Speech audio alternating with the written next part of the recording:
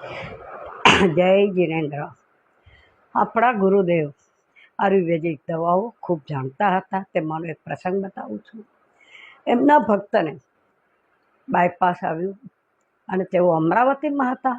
અહીંથી ફોન કરી અને વાત જણાવી કે આ પરિસ્થિતિ છે, ભાઈ તમે ગુરુદેવને પૂછી અને અમને બતાવો કે અમારે શું કરવું.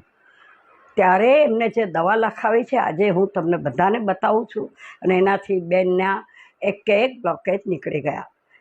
સવારના પોરમાં 1 ચમચી આદુનો રસ, 1 ચમચી મધ, 5 થી 6 ટીપા તમારા સંચળ લીંબુના અને સંચળ 1 ચપટી નાખવાનું અને તેની અંદર દાળ શાકમાં નાખવાનો સોડા.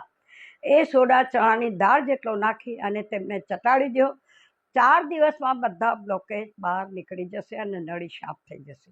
અને જેને આ પ્રોબ્લેમ નથી તે અઠવાડિયામાં 1 દિવસ આ શરબત પીવાની ટેવ પાડી દો. કારણ કે ચાટવું જરાક તીખું લાગે છે અને એસિડિટી એ થોડી થાય છે. એસિડિટી થાય એના માટે મોઢામાં ગોળનો ટુકડો મૂકી દેવાનો. પણ આ દવાથી તમે બાયપાસથી બચી જશો. અને આ દવામાં કેટલા લોકોએ મારી હાજરમાં ગુરુદેવની દવા કરીને લોકો ફોન કરે અને એ દવાથી બધા બાયપાસથી બચી ગયા છે. અને આપણે સૌ બચે તેવી શુભ ભાવના. જય જીને.